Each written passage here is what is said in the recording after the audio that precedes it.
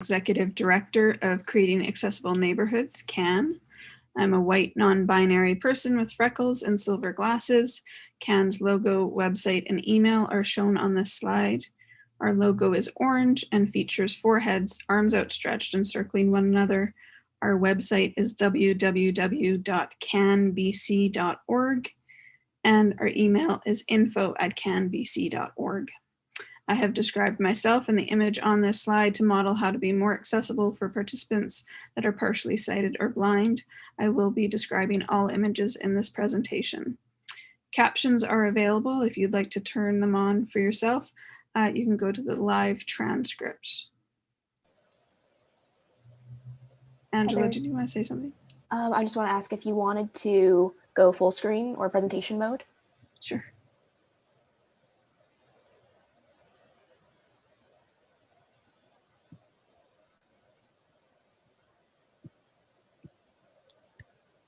One moment. Here.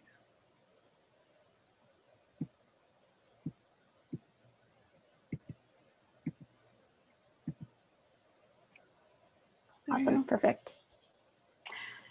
CAN operates on the stolen land of the Squamish, Musqueam, and Tsleil-Waututh peoples. We recognize that this acknowledgement is a tiny piece in the larger context of the ongoing work that is necessary in order to challenge the legacies of colonialism and create palpable disruptive change and true reconciliation. CAN was initially created as a grassroots organization in Maple Ridge and Pitt Meadows, following my personal experiences with ableism and inaccessibility. After not leaving my house unless for medical appointments for several years, I was excited to finally have freedom with my new power wheelchair. However, when I tried to access transit, bus drivers, about half of the time, lied and told me the ramps weren't operating because they didn't want to take the time to deploy the ramp. I'm shown on this slide in my wheelchair at a bus stop next to a bus. This type of gatekeeping, denying access to accessibility features, is unfortunately a common experience in many areas of life for disabled people. I wrote several letters to TransLink trying to address this issue, but did not hear back. I tried to get an organization to help me, but none were interested. At the time, I was running a chronic pain support group, and a member laughingly said that I should create my own organization. I looked into it, and in 2005, I founded CAN with members of the chronic pain support group as my first board. Once incorporated, I wrote the exact same letter to TransLink, this time with executive director under my name, and received a response a week later. I worked with TransLink and discovered that they actually had a policy addressing this issue that I had been experiencing, but passengers and drivers were not aware of it. We did an education campaign and supplied passengers with copies of the policy, and we were able to resolve the issue of bus drivers gatekeeping access to the bus. News of our success spread, and CAN was flooded by disabled people who had other access issues. So examples of projects that CAN took on, we were raising awareness through the media. We're well aware that having a media presence is a very important part of advocacy work. We've had a presence in news stories in Vancouver Sun, the province, on TV, BCTV, CTV, Global, Omni, and Radio, CBC, regarding accessibility and inclusive design. CAN has used the print media multiple times to bring attention to issues that affect people with disabilities. We've also been on CBC Radio several times to promote the need for accessibility. We've also featured in stories on local news shows, mainly regarding accessibility on the transportation system. A large part of advocacy is making sure that others are aware of the issues so that they can join their voices with ours in order to create positive change. CAN has also worked with politicians, planners, and staff in several municipalities throughout Metro Vancouver. We gave presentations that educate and enlighten. We've worked one-on-one with planners on specific projects. We've advocated directly to politicians for better awareness about the need for improved accessibility. And we worked within focus groups and regional growth strategy forums on projects that affect the various municipalities.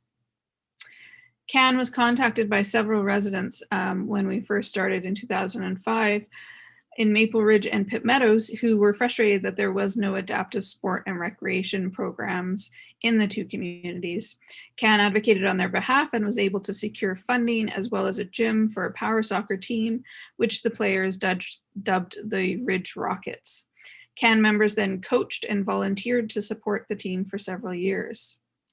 A parent of one of the power soccer players is a web designer and provided their services to CAN. We were impressed by the reach that the website has. We've been contacted by people across Turtle Island, also known as North America, regarding a variety of accessibility and disability issues. We've also occasionally been contacted by people further afield. So for example, a professor from Nagoya University in Japan contacted CAN to ask about accessibility in Metro Vancouver. We were able to meet with the professor when she visited Vancouver, and we took her on an accessibility tour and demonstrated what a person with a disability deals with on a daily basis and why accessibility is so important. The professor has remained in touch. Creating Accessible Neighborhoods also created a disability awareness workshop for directors and chairs of the Maple Ridge Pitt Meadows BC disability games, including 10 tips on interacting with athletes with disabilities and current and outdated terminology. The disability awareness sessions were well attended and very effective. Many of the volunteers spoke of their experiences during the game when they utilized what they'd learned within the awareness activities. And those who applied the training to the games experience came away with interactions that were much more comfortable and at ease. They also reported that they shared what they learned in the disability awareness workshops with people outside of the game experience, including at home, in other volunteer positions, and at work. Following the first few years of growth, CAN continued to increase our reach and enhance our reputation, and we started taking on projects throughout the province, including offering feedback to bus companies on Vancouver Island, the interior, and Metro Vancouver. CAN also works with BC Justice Institute, consulting on and creating content for the disability awareness section of their taxi driver training and ride-hailing driver training. Transportation issues were why we initially founded CAN and remain a priority. As CAN interacted with more communities, we realized there was a lack of education about life with a disability. So we created and delivered workshops, seminars, and presentations at conferences across the province. We utilized our members' lived experience to help shape and shift perception of people with disabilities. This slide has a photograph of a group of people standing on a street corner. This was an accessibility tour we gave for the Governor General's Canadian Leadership Conference to demonstrate the difficulties of navigating streetscapes in downtown Vancouver. CAN has been and continues to be sought out as consultants by government, business, communities, and nonprofits for projects that cover a broad range, including accessibility, transportation, disability awareness, advocacy, poverty, and more.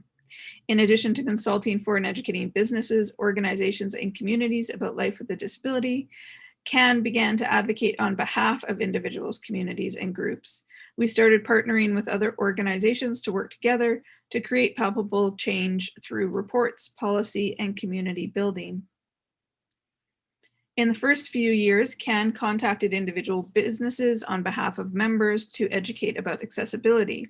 We realized there was a growing interest for accessibility audits, so we educated ourselves about best standards in Canada and throughout the world. We developed our own audit tool. For the first few years, we started with individual businesses. For example, we were hired by the Arbutus Club in Vancouver to do an accessibility audit of their facility. We gave recommendations and created a frontline staff accessibility guide that included information on the accessibility of their facility and tips on how to improve attitudinal accessibility, which is customer service. In the lead up to the 2010 Olympics and Paralympics, CAN was busy and hired for many projects. This included working for several years for 2010 Legacies Now to do on-site inspections of businesses throughout Vancouver. We were also hired by YVR, Vancouver's airport, specifically for parking, including drop-off zones and entrances exits. We were also hired by the Vancouver Organizing Committee, VANOC, to assess accessibility of venues used for the Olympics and Paralympics. CAN has been involved in the City of Burnaby's neighborhood audits for several years. Burnaby has been utilizing the SWAN tool. SWAN stands for Stakeholders Walkability Wheelability Audit in Neighborhoods. This tool was created by students and professors at the University of British Columbia and Simon Fraser University. CAN acts as a consultant for several projects at both universities, this tool being one of them. CAN started due to issue with TransLink. Our relationship has continued over the years, including being hired to perform access audits. The audits have been on a variety of features, including bus loops, bus stops, and routes to and from bus stops. We have also audited the vehicles of Coast Mountain Bus Company, and CAN audited the accessibility of the Evergreen line prior to its opening. Most recently, CAN did an accessibility audit of the Polygon Gallery in North Vancouver. We also delivered disability awareness sessions and Gender and Sexuality 101 educational session for staff. Community building is important to CAN. One example of community building working is when TransLink proposed a change to the 49 bus route that threatened to sever access to the Champlain area, a neighborhood with the highest percentage of older adults in Vancouver, as well as a large population of families with children and people with disabilities. This slide has a photograph of passengers inside a bus. TransLink had an online survey that most in Champlain were not aware of. TransLink also held an open house outside of Champlain with extremely low turnout. The majority of residents were not aware of the open house or of the proposed change. The feedback at the open house did not properly address the concerns of those who live in Champlain area. The survey was also only available in English, which is an accessibility issue. CAN talked TransLink into providing us with paper surveys. We then had volunteer interpreters who helped us get additional surveys filled in by people who found the online version inaccessible. Creating Accessible Neighborhoods also talked TransLink into letting CAN hold our own open house hosted within Champlain. We used grassroots advertising and community to get the word out. Our open house had over 100 people, meeting the maximum occupancy for the venue. The Vancouver Courier wrote an article and a local councillor became involved. TransLink put off the change to the route. This lasted for 2 years, then they came back and made the change. While it is frustrating to see that the change did eventually occur, severely impacting people within Champlain, we still consider it a win that we were able to delay it for 2 years. We proved that the community is capable of mobilizing, coming together to save something that means a lot to the residents of that community.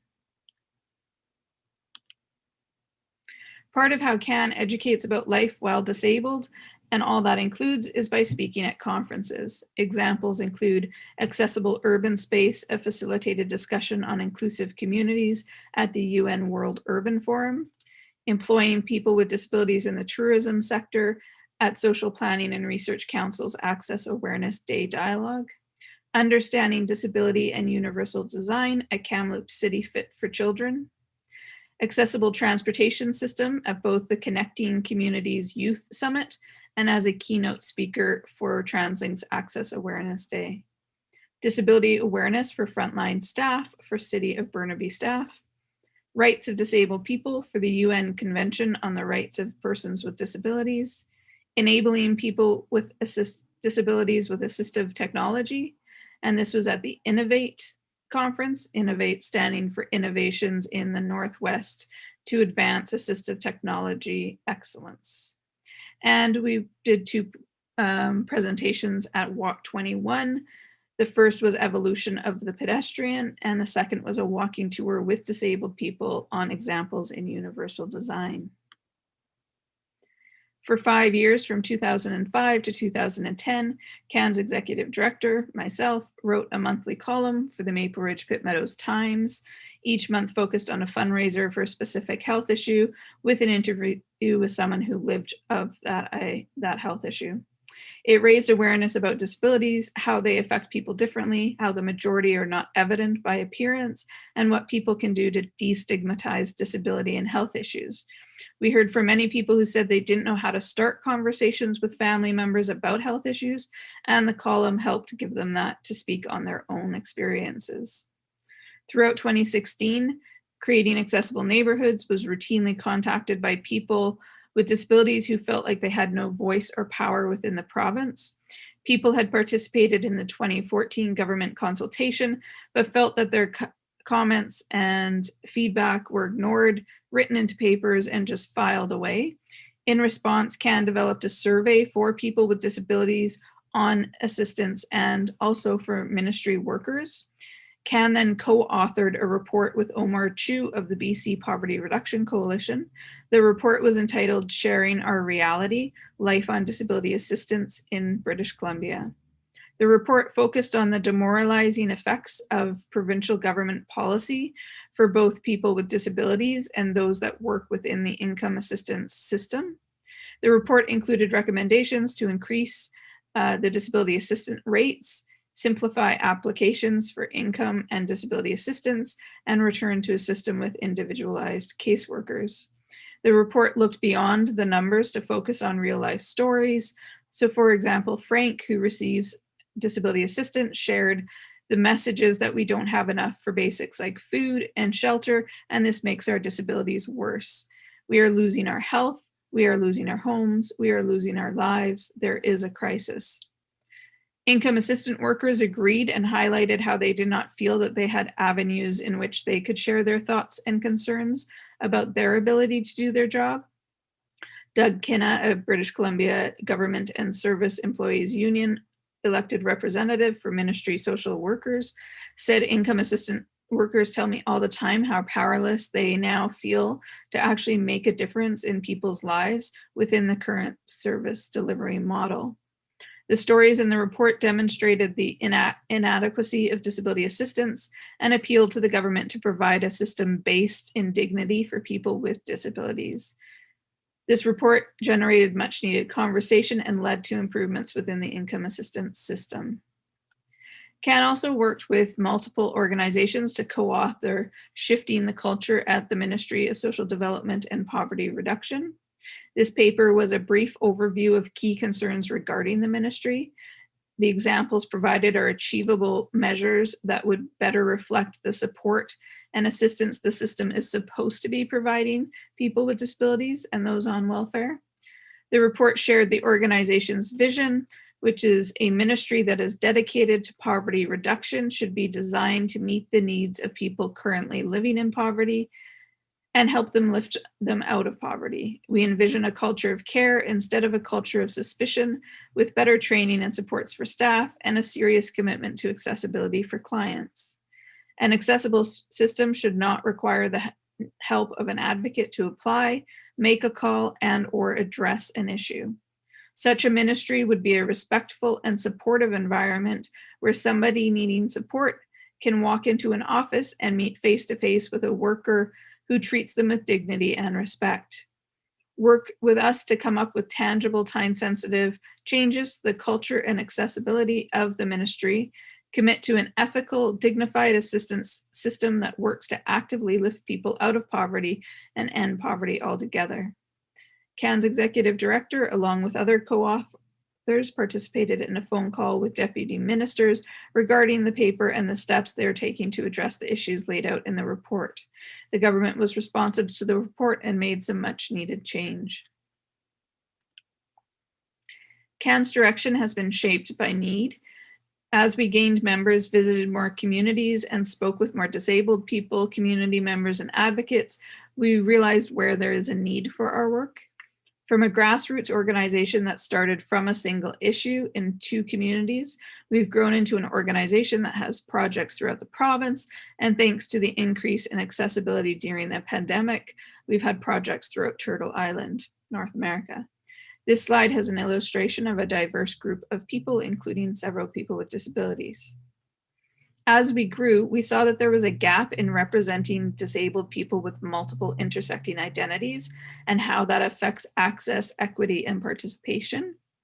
We heard from members that they could be part of themselves in certain spaces, such as queer in queer spaces or disabled in disabled spaces, but never felt like they could bring their entire being comfortably into most spaces. We recognize that the majority of our members live with intersecting identities that are not properly acknowledged or represented. These identities include income level, gender, sexuality, race, and age, among others. CAN also recognizes that geographical location really impacts one's ability to access services and support and truly be oneself. CAN began to work to educate about and model how to create spaces where people can be themselves fully. CAN aims to build and celebrate community.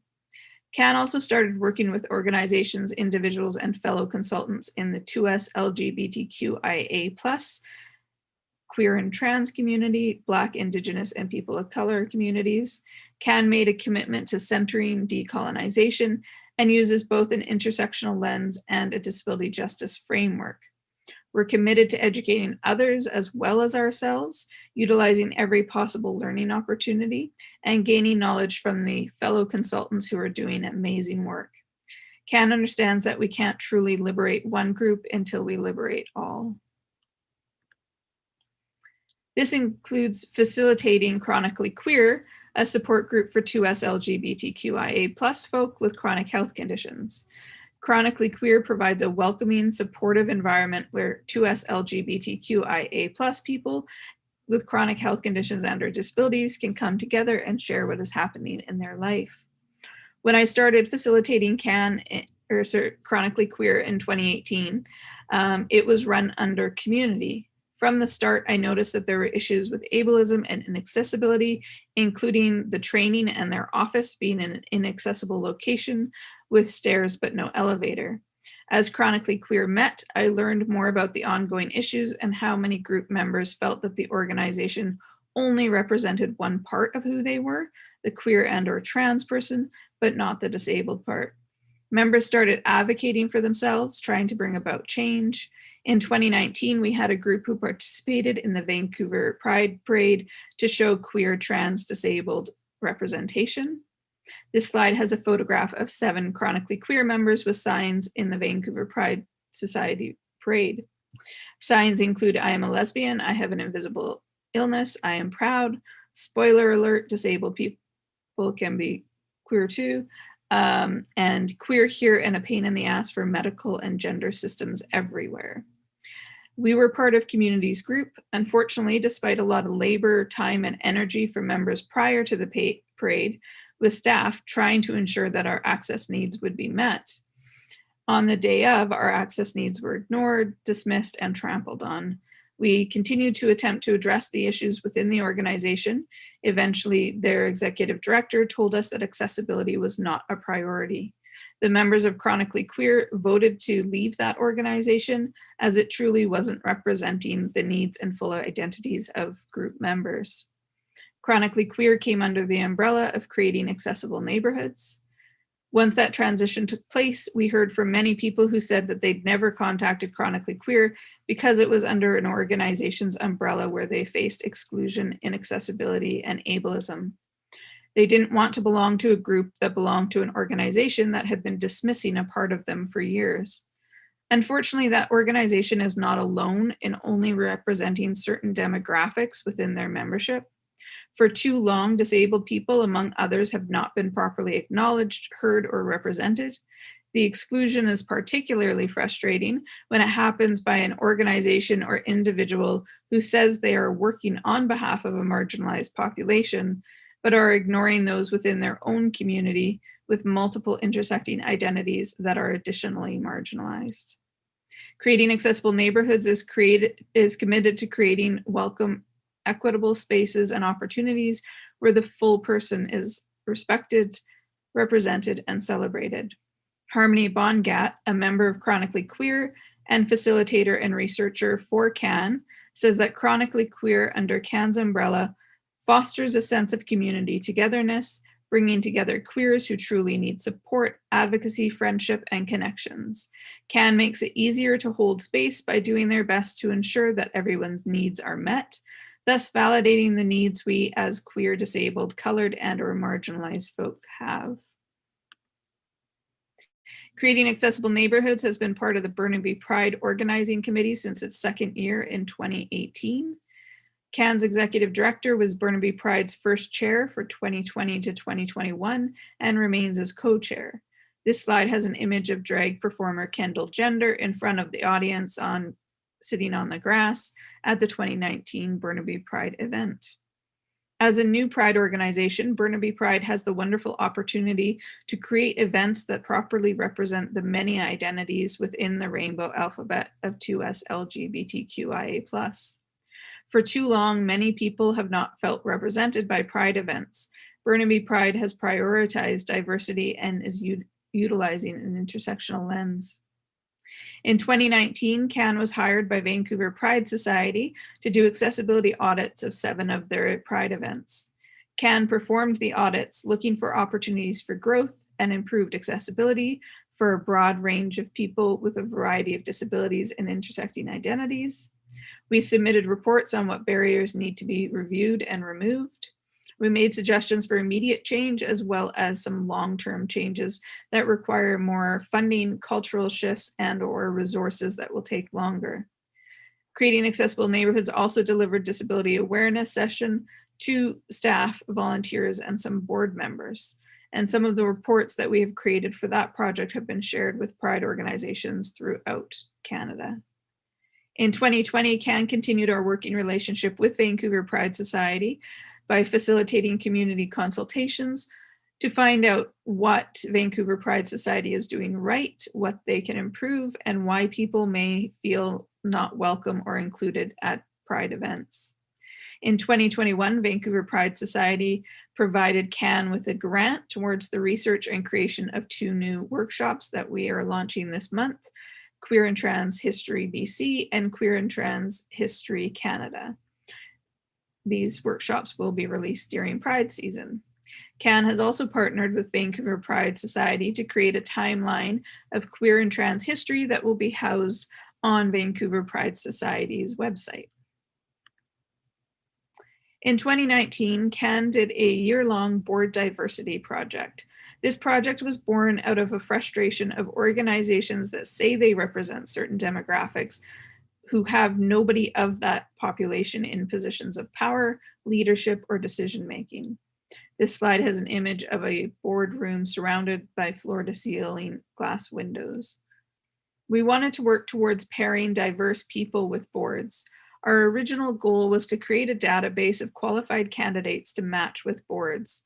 We spent the year talking to a variety of people, including those who had decades of board experience, those currently on boards, those new to boards, those considering joining boards, those who don't see themselves as board materials, and staff who interact with their organization's boards. By the end of the year, we realized that no matter how qualified and suitable our candidates would be, until the environments of boards change, there will continue to be a tokenization, exclusion, and lack of true participation from those who have multiple intersecting identities. We decided to pivot to education. We recognize that boards need education about gender and sexuality and disability, among other identities. We also recognize that many people with marginalized identities feel like imposters in leadership roles and positions of power. This is the direct result of systems of power, even though it feels like an individual issue. Until there is a better understanding and knowledge about those pushed to the margins, board environments will continue to be problematic. So we created the following workshops: disability awareness, disability justice, gender and sexuality, and imposter syndrome. This slide has an image of a diverse group of disabled people of different heights, ages, body sizes, races, and other demographics. CAN has been doing disability awareness workshops for over 10 years. We have populated our workshops with lived experience. 1 in 5 people in the world's population, 20%, self-identify as having some form of disability. In Canada, 25% of non-Indigenous people identify as disabled, while 30 to 35% of Indigenous people identify as having a disability. This represents the world's largest minority. People with disabilities are also the 3rd largest economic power behind China and the United States.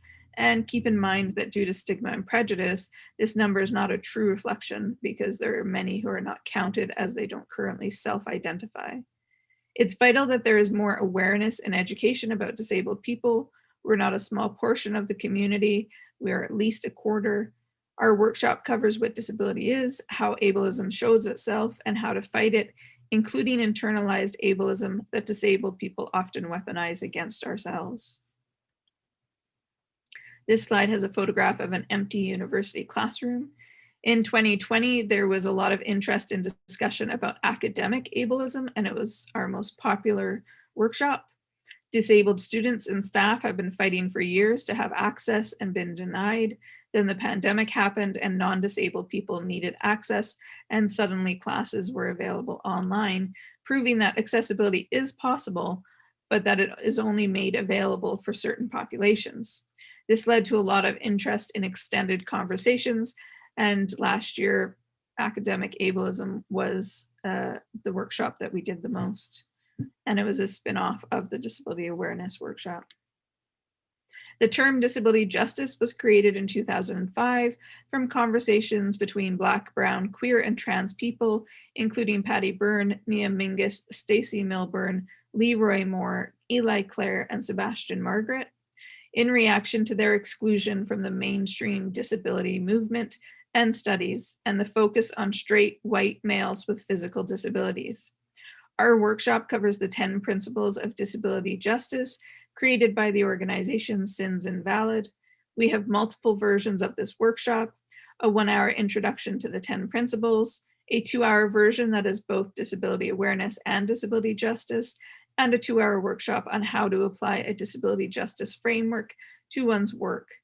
This slide has a photograph of a conference room full of participants at one of our workshops. Jessica Johns, the managing editor of Room, programming director of Growing Room Literary Festival, said the Intro to Disability Justice workshop held by Heather McCain was one of the most thought-provoking, in-depth, and necessary workshops I've ever taken. Heather grounded teachings on disability justice in the context of systems of oppression created by colonialism and held firm solidarity with Indigenous, Black, and people of color. In addition to creating a welcoming and judgment-free space, Heather seemed to create the workshop with a care for themselves, their community, and all the participants involved. The workshop wasn't a box to check in allyship. The workshop was instead empowering in its transformative call to action. It left me feeling like I had the tools to ask questions, dig deeper, and do the work in my own life and organization to prioritize accessibility and inclusion in an intentional and meaningful way. Imposter syndrome is feeling inadequate, feeling like you aren't qualified to do the work you're doing, or feeling like you might be discovered as a fraud. A person with imposter syndrome experiences self-doubt and often attributes their success to luck or people overestimating their abilities. People with imposter syndrome also tend to downplay, discount, or minimize their abilities and achievements. This slide has a row of illustrated people of different ages, races, disabilities, religions, and other varied demographics. Imposter syndrome is widespread. One study found 70% of respondents experienced it at one point in their life. It's something that many of us feel, whether we are a student new to our field or a highly accomplished person. There are ways to reduce the feelings of imposter syndrome and address the voices in our heads that tell us to doubt ourselves and our work. Imposter syndrome comes from internalized messaging that we don't always realize we're taking in. Our workshop covers some of these methods. We also talk about how imposter syndrome is not just a personal problem, but one based on who gets to be in power and define success. Kelly Braun Johnson, keynote speaker, author, and advocate of chief experience officers and leaders transform company culture to be more inclusive and accessible to all, said, I had the great pleasure of attending an amazing workshop on imposter syndrome presented by Heather McCain, they, them, executive director of Creating Accessible Neighborhoods this afternoon. It wasn't just about imposter syndrome. The content covered the experience of imposter syndrome from an oppressed, marginalized, intersectional, social justice, anti-colonialist, disability justice, and trauma-informed viewpoint. It was informative, validating, and empowering. Having people with lived experience share their knowledge heals communities, and this is how change happens. Kudos for the work you're doing, Heather, and I encourage everyone to check out their upcoming workshops. This slide has a colorful illustration of a diverse group of people in front of a large rainbow flag, and some of them are waving smaller flags. Creating Accessible Neighborhoods is committed to creating safer spaces for people from marginalized populations. However, we also recognize the importance of creating safer spaces for those who are curious and interested to learn more about marginalized identities. In this workshop, people are welcome from whatever level of knowledge of gender and sexuality they have. While we cover each of the letters of the rainbow alphabet to us LGBTQIA+, our main focus is the people, their stories. We aim to move away from having a hyper focus on the language. Language is constantly shifting, expanding, being updated by new generations and new awareness and understanding. The language also often intimidates people who are new to or learning about gender and sexuality. What we want to focus on is that our communities are more than language. We are people, your neighbors, your coworkers, your family, your friends. We're the people who have stories, histories, desires, connection, and love. This slide has a photo of the pride flag being held high in front of a courthouse. We are currently finalizing our work on 2 new workshops for Pride season, Queer and Trans History BC and Queer and Trans History Canada. These 2 workshops cover 70+ years of history and strides forward for queer and trans folk. Learn about how the people and organizations that fought for and secured the rights, freedoms, and protections we currently hold. We also highlight some of the rights and protections that we are still fighting for today. CAN also educates by speaking on panels, which offers the opportunity to have a dialogue with fellow speakers in an audience. Recent panels have included Overcoming Digital Divides, Speaking on Built Environment, and Let's Talk Stigma Reduction, which brought together people from various organizations working to reduce stigma. Upcoming panels include Queer and Trans Conversations about Disability Leadership, Our Voices Identifying as Queer and Living with a Disability, and Addiction Through a Human Rights Lens. CAN is proud of how far we have come these past 16 years. We take even more pride in how we are perceived by those we admire and respect. Cicely Blaine Bell, CEO of Bacau Consulting, is noted for founding Black Lives Matter Vancouver and was listed by Vancouver Magazine in 2018 and 2020 as one of Vancouver's 50 most powerful people. Cicely said the following of CAN: "I am so grateful to have witnessed the work of creating accessible neighborhoods. It is an incredibly necessary organization that is transforming the way we think about accessibility and disability justice in Vancouver and beyond. Every business, organization, and community can benefit from the important work they are doing to change systems, communities, and organizational culture. CAN's work serves to eliminate barriers to access in a way that is approachable, inclusive, and sustainable. I've had the pleasure of working directly with Heather to bring some visionary projects to life, and I'm constantly inspired by their patience, wisdom, integrity, and passion for this important work." Thank you for your time. On this slide is CAN's contact information and logo. Our website is www.canbc.org, and our email is info@canbc.org. And now we can open up if anybody has any questions.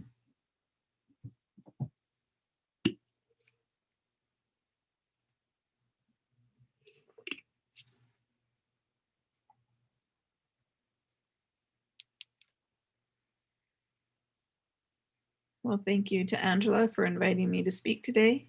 And this information will be on the YouTube page. Yeah. Oh, it looks like we might have something in the chat box. I sent some questions by email. Angela, do you have those?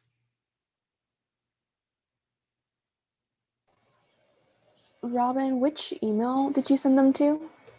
Just by curiosity.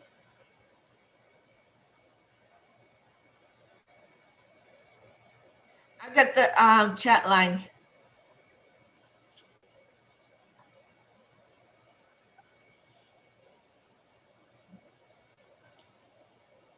Because you might have sent them to, I don't know if you sent them to Emily Chamber.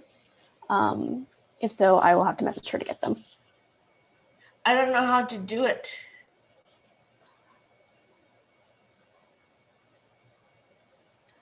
Okay, Robin, I will check on that. Angie, if you want to ask a question vocally, you can go ahead and do so.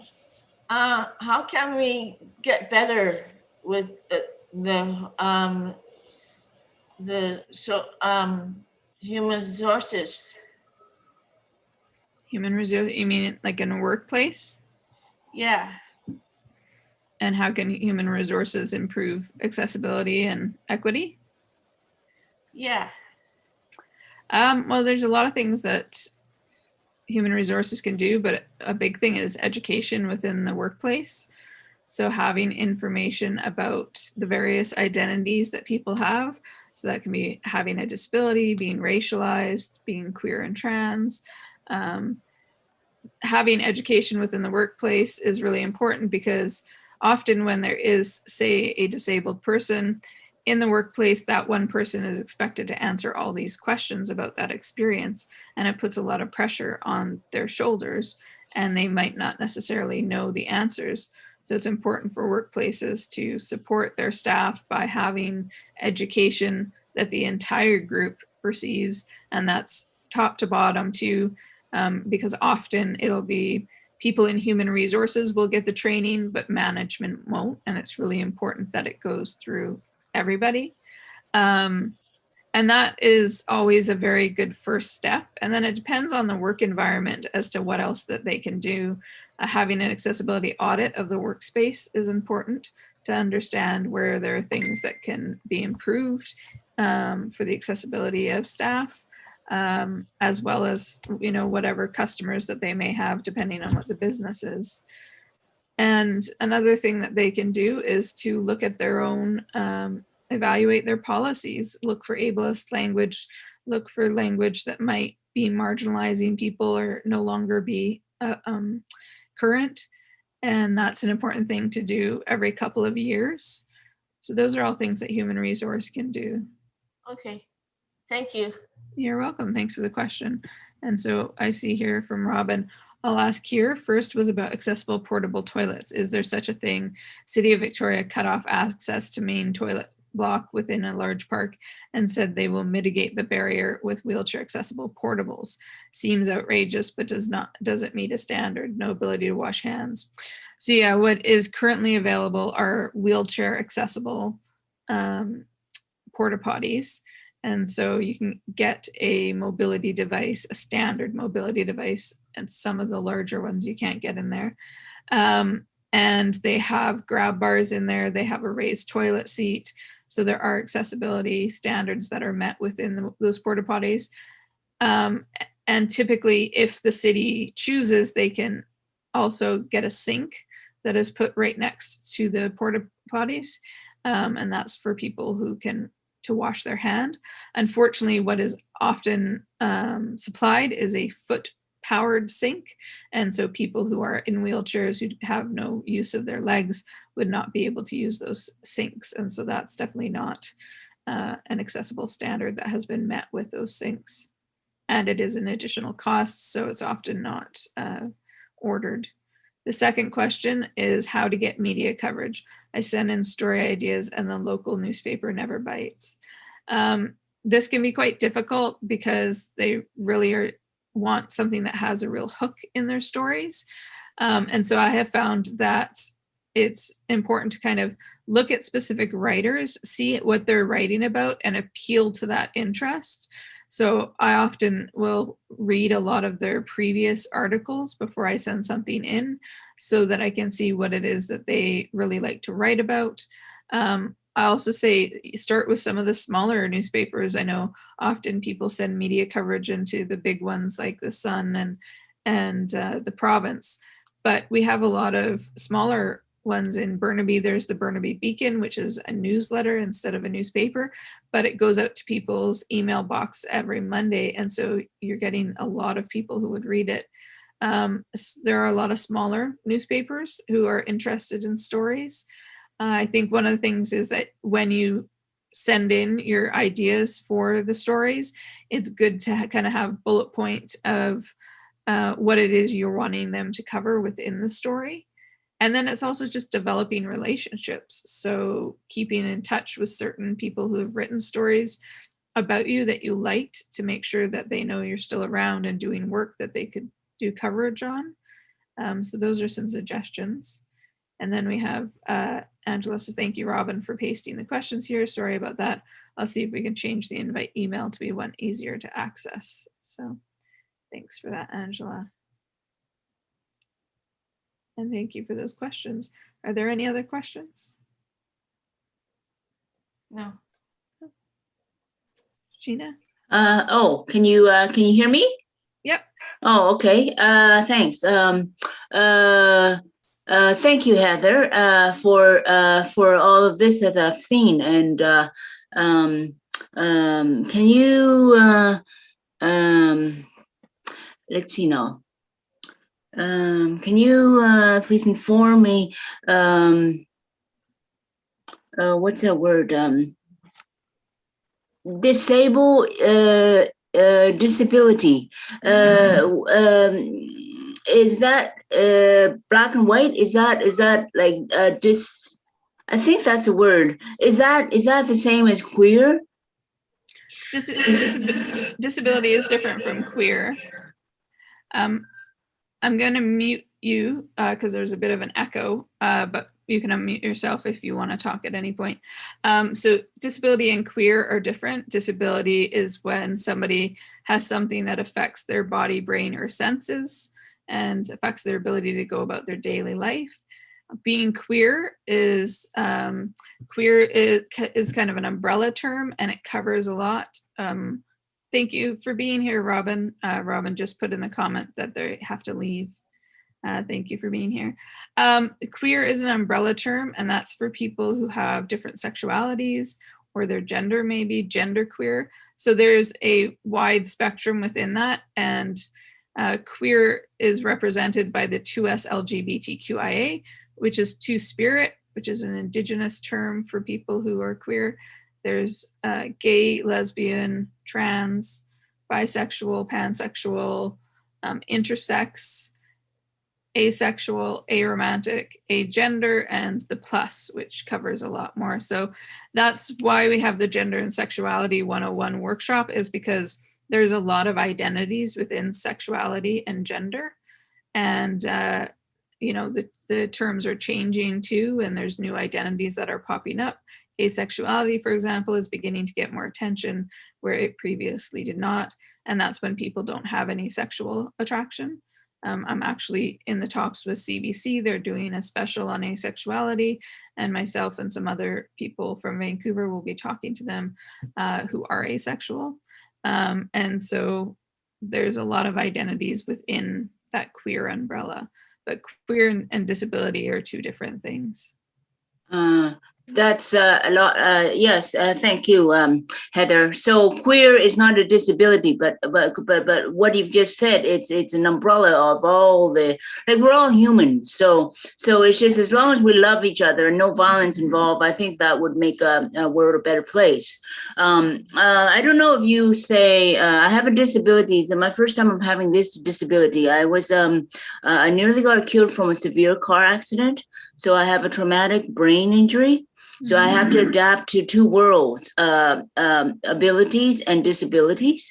So I have to sort of, I'm just sort of like a walking giant baby, just learning everything again and absorbing what I have, you know, in this new world now with this this COVID that we're living. So would you say traumatic brain injury is a disable disability? It is. Yeah. Okay. Angie, I see your hand, and I'll come to you next. I have to go. Okay. Thank you for being here, Angie. Okay. Yes, traumatic brain injury is definitely a disability because it affects your brain, and that affects your ability to go about your daily life. So it'll bring some barriers. As you said, you're relearning everything. And so that's definitely a big barrier, and something that you have to adapt to. So that is a disability. Yeah. Sorry, I'm on mute. Thank you. It's sort of invisible. You don't know unless you talk to me. You don't know unless you see how I operate or things like that. It's the brain, the most important organ in the brain, in the body. So, and so, and I'm new to this too. So I'm always learning. So I'm really hoping. Thank you for your kindness and for educating and for speaking for us and for people who are disabled or can't have a voice of their own in this. Yeah, I do have a story, but I can't put it in one sentence. But I'm just here to listen and get educated, and so I can cope better every day. So thank you very much for your hard work and for helping everybody else. So I listen to other questions as well. Thanks for answering my question, Heather. You're welcome, and I appreciate you being here. And I as someone who has a disability, including post-traumatic stress disorder, which affects my brain, I know, how adaptable people with disabilities have to be, because we're constantly shifting to what our brain and body can handle. And that is definitely a longer journey. And I think it's great that you've come out here to educate yourself, because when we do the disability awareness workshops, it's not just for people who don't have disabilities to learn about us. It's also for people with disabilities, because we all have very different experiences. Your experience as someone who has a disability that is not evident or visible to others impacts your experience with that, and it affecting your brain as opposed to your body or your senses also impacts, your experience. So it's really important that we learn about all of our experiences to better support one another.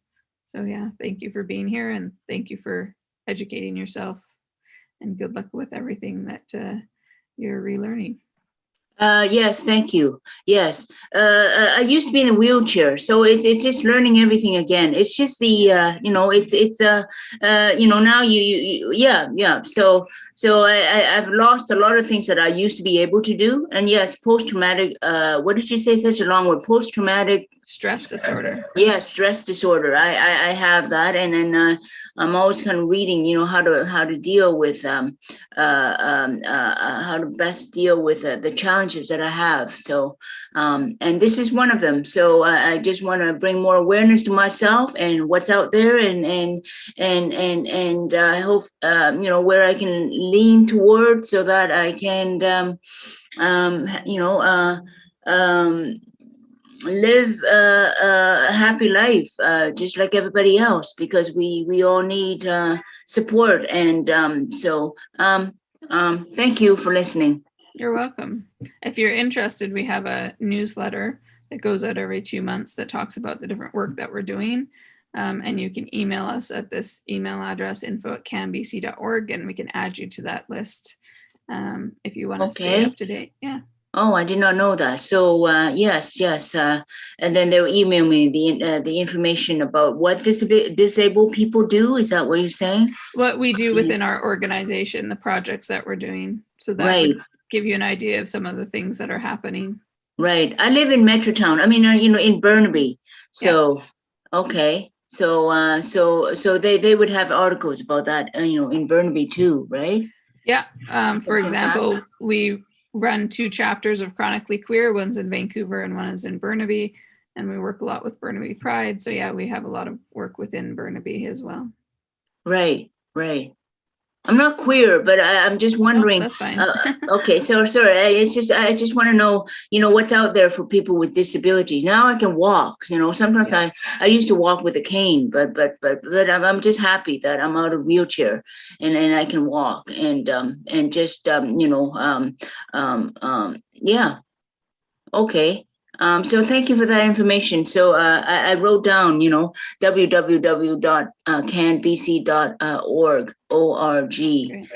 Yeah, it's just my topic. It's just it's so small, and then it's so big, and I don't know how to deal with it. Well, I don't know. So I just have to shift topic to I'll just listen to you, because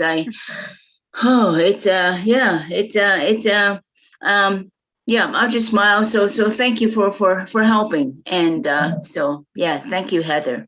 You're welcome. And I mean, part of why I started the organization was access to information, because when my disability started, I was 17, and there's no guidebook on how to be disabled, you know, as Yeah. you've just been saying. And so it's quite a rabbit hole that you fall down, and you have to figure out everything on your own as you're dealing with all these changes. And Yeah. it can be a lot. So good for you for reaching out, for attending this.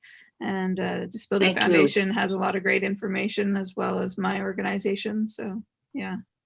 Right, Heather. So if I email www.hcanbc.org, will you read it, or I'll read it. www.canbc.org is the website. Okay. If you want to email me, it's the info@canbc.org. Oh, that one. That Okay. one, yeah. So okay. I'm sorry. I'm new to starting everything over again. So Yeah, that's okay. it's okay. Thanks. BC.org. Okay. And And yeah, it takes me a long time to put things in the on the email. So right. So I think you can relate to that too. So that's why I'm just saying, wow, what a super girl you are. So thank you. You're awesome. So continue on with your positive attitude, and good things will come out. So yes. Thank you. I appreciate that. You're welcome. Thank you.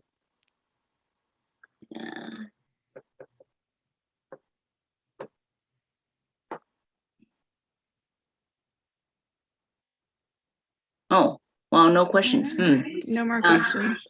Oh, well, while you're still here,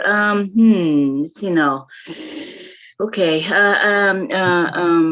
because you see my face and I can see your face. Let's see now.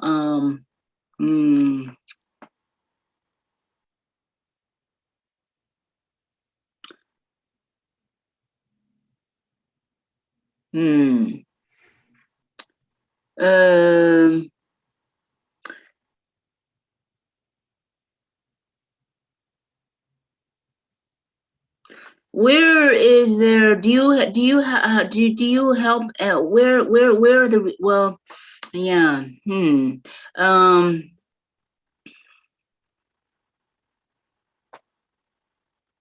Almost got killed from a car accident. That's not my fault.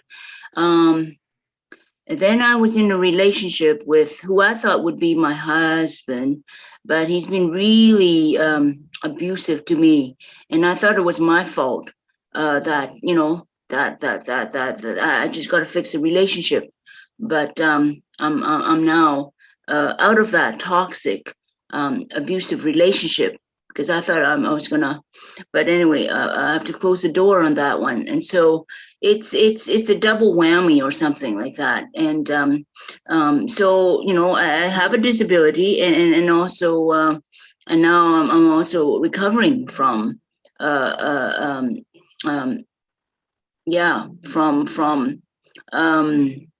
from abuse from that person. And then I'm also learning to love about, and just learning to accept me, and self-awareness is good, and self-love, and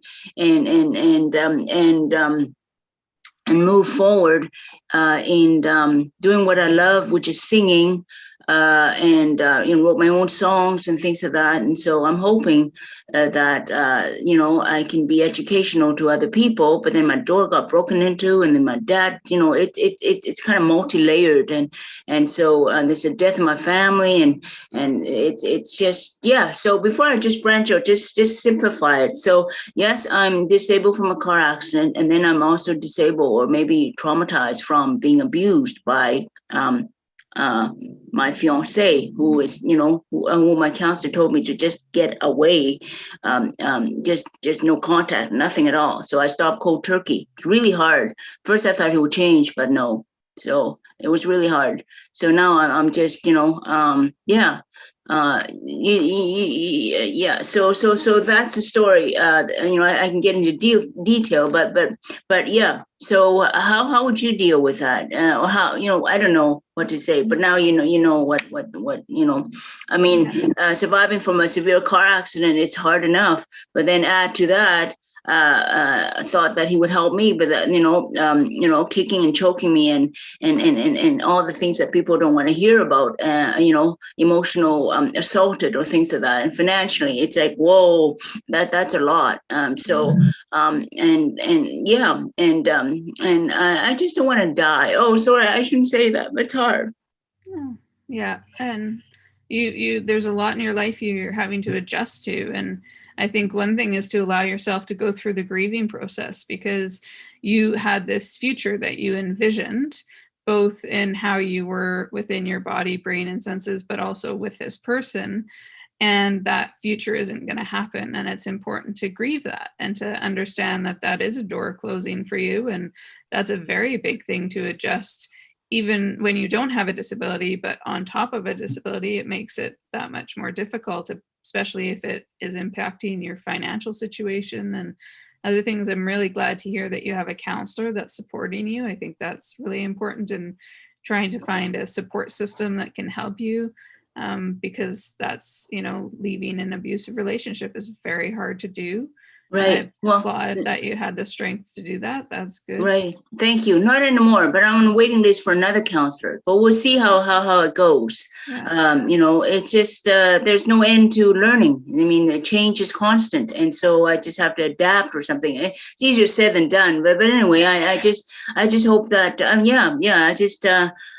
so I'm sure there's other people like me who feel they're kind of have no voice or something like that, and so I hope that I can be helped, because I've had really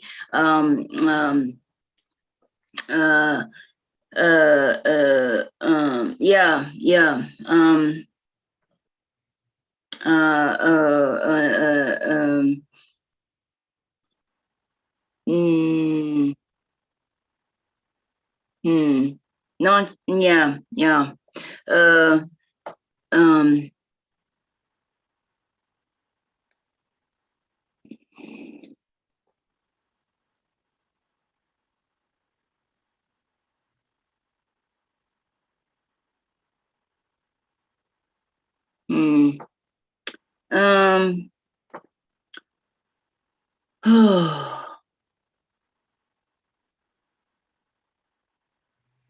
Well, you sharing your story is, really good, because I'm sure there'll be other people who will view this who may not have the same experience, but share similar points. And it's good for other people to know that they're not going through this alone, that there are people out there who understand what they're going through. And that's part of why I do the work that I do, is to help people understand that, they're not alone. There is community, and you're sharing your voice and your story will help somebody else. So I appreciate you being open and sharing what you have with us today. Right. I yes. Thank you. Yeah, I don't know. So yes. So I just want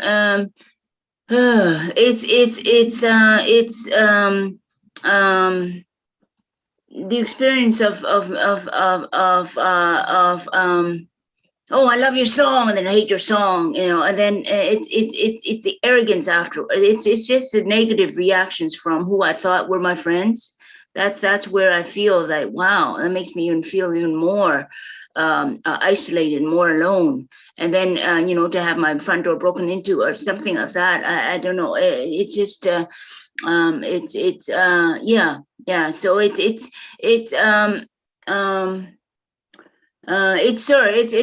yeah. Then you really find out who your friends are. Anyway. Yeah. So it's that's life, I suppose. Yeah. Sorry, I think I spoke too much. It's hard. Yeah. think kindness rules. I think, give a heart and some compassion. Maybe some people don't have empathy or compassion, and it's really hard where I can kind of, I'm sorry, I'm just really, yeah. And then for me, reading about narcissistic people, and then I think, well, am I narcissistic? I don't think so. But then other people, they're the members or something of that, are just thinking about themselves, and then not caring how I feel when I've already suffered a lot already, and then re-hurting me. It's just like, wow. So and then I'm just thinking, well,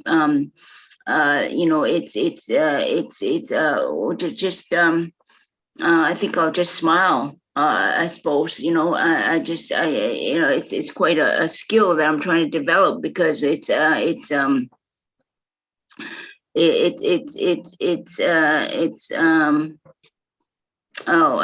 words escape my brain right now. Sorry.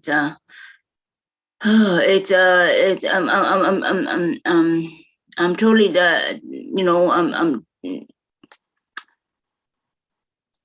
betrayed, disgusted, really, wow, and then maybe they have a mental health problem, that I can't fix. The only person I can fix is myself.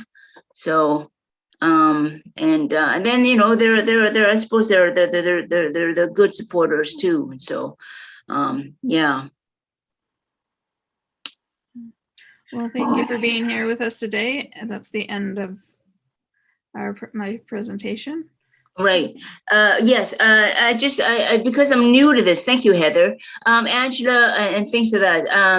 I have the honor of speaking with you, Heather. Thank you. I think Angela or you, like, does the whole world see my face and what I'm talking about now? Because I don't know about computer. So this event is being live streamed to Facebook and YouTube. If you would prefer, we can edit out what you've talked about if you don't feel comfortable sharing it. That's up to you. I was going to actually ask you about that. Maybe that'll be safer. Do you think so, Heather? Because I thought I'm just speaking to you, but I don't know how to use Facebook. So I just don't want, people to really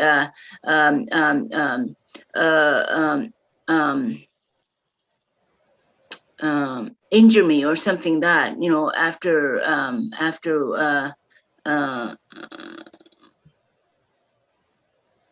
what I've said in terms of, but then I'm just speaking the truth. I think the truth rules, and I just think everybody have a voice, and they just yeah.